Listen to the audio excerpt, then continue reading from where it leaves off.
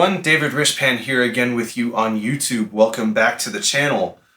This is the third episode in the left-hand bass series, and we're going to talk about walking bass lines.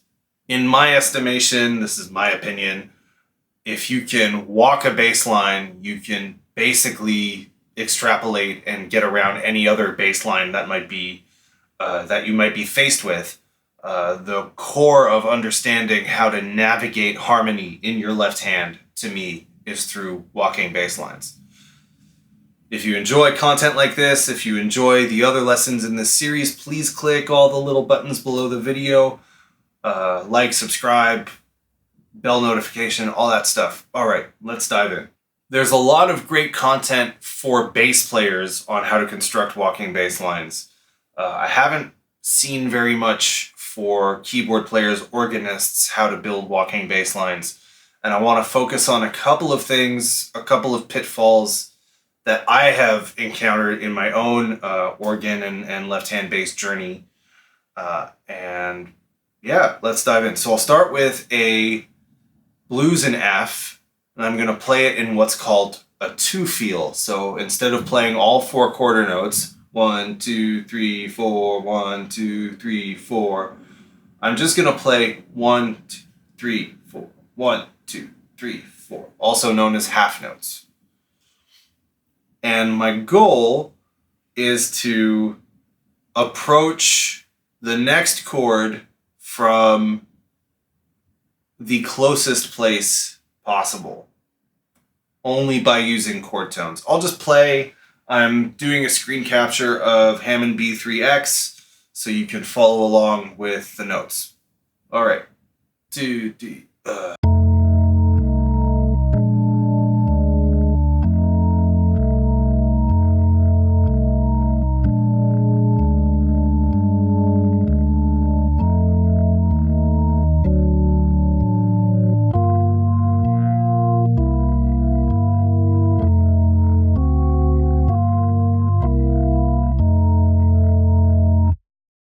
Once your two-feel is secure, then you can start walking on all four quarter notes, and you can start just with chord tones.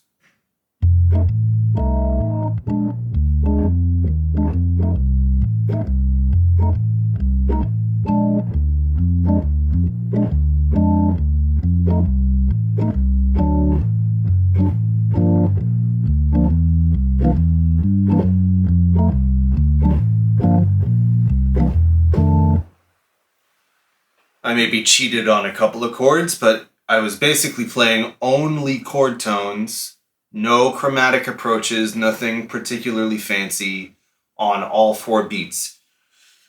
And this brings up the first piece of advice I wanted to share is when we first start playing left-hand bass or walking bass, some organists, some beginner organists feel like we have to add skip beats all the time to not just play quarter notes, but to play skip, what are called skip beats, stuff like this.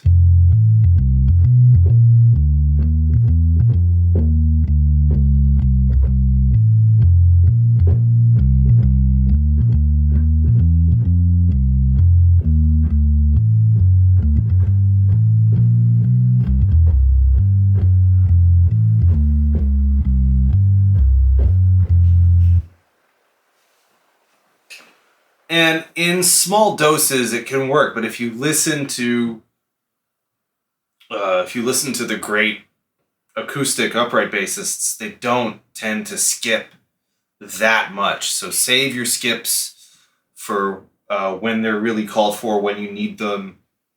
Maybe when you need them to justify a hand position change, even. But don't put your bucket of fish everywhere. Now that we've got a handle on walking on all four beats with chord tones, now we can start adding some maybe more interesting or colorful notes, which would be chromatic approach tones. So I'm going to walk the same way. I'm not actually going to comp in my right hand. I'm just going to focus on a bass line, and I'm going to approach every chord from a semitone above or below. 1, 2, 3, 4.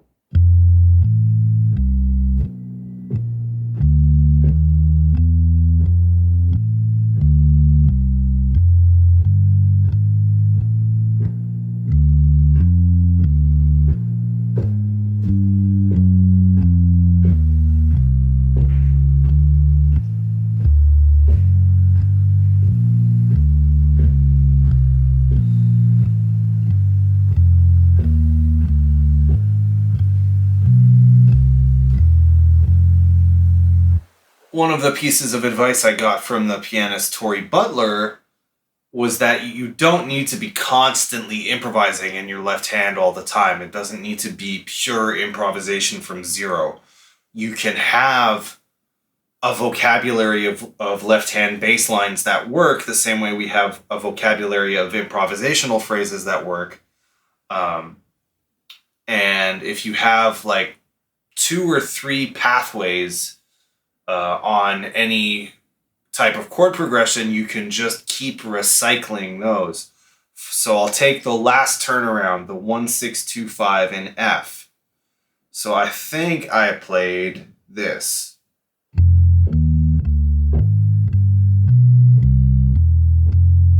So approaching from above, approaching from above, from below, from below. What if I reverse those? So from below, from below, from above, from above.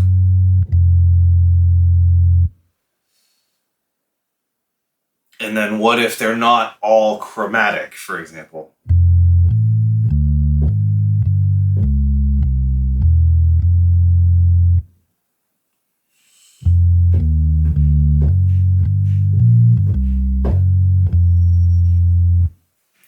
So I have those 4 phrases now in my left hand, and I can access those at any point. So as I'm walking, my left hand knows where to go. It has a certain amount of vocabulary that's there, and I'm not concerned with purely improvising my bass line from zero. I'm just, my role as the bass player in an organ trio is to just keep the bus going. And so if that means that I repeat a certain amount of vocabulary in my left hand, that's totally fine.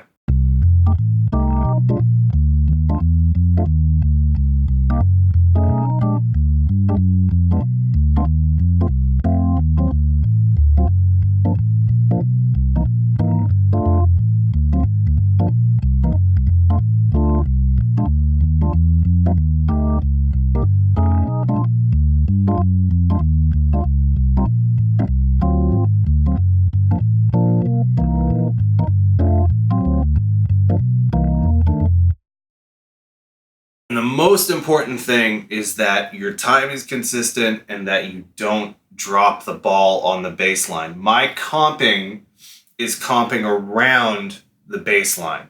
My focus and attention is on my left hand walking. And then my right hand is kind of almost on autopilot, responding to, in this case, what I imagine the drummer and the soloist would be doing. It's kind of the inverse of how I play piano, where my left hand is comping on autopilot and my right hand is where the melody is. In this case, the melody is my bass line.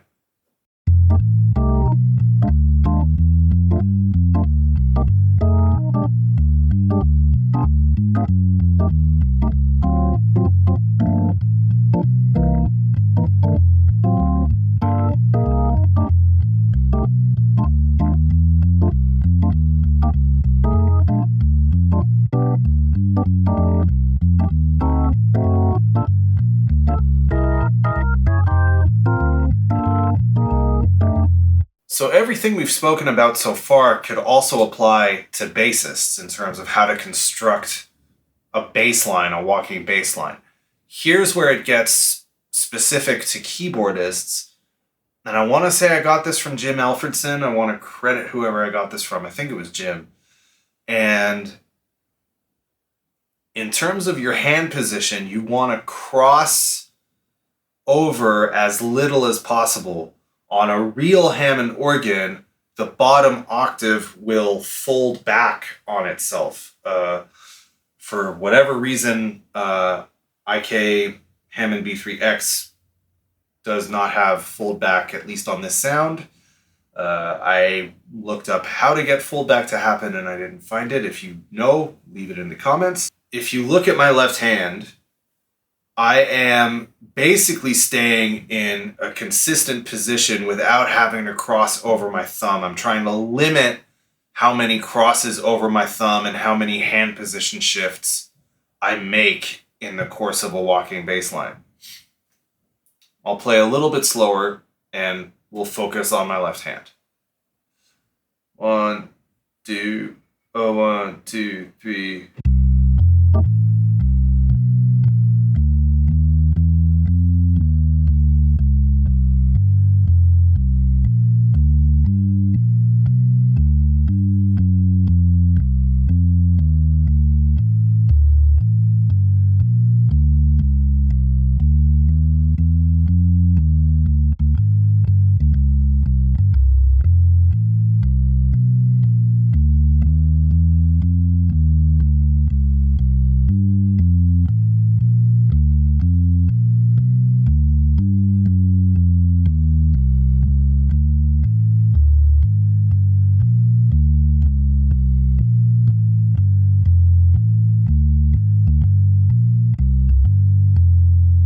So I'm not crossing over my thumb as much as I am using the rest of my hand to shift positions. But if you watch footage of great organ players, you'll see how their left hand moves across the keyboard, and I hope I've given you at least a little bit of insight into what to watch for when you watch great organists and left-hand bass players. As I said at the top of the video, in my estimation, if you can walk through standard harmony, a blues, rhythm changes, a great American songbook tune, walking or constructing bass lines through non-standard or non-functional harmony, Herbie Hancock tunes, Wayne Shorter tunes, R&B tunes, whatever it is,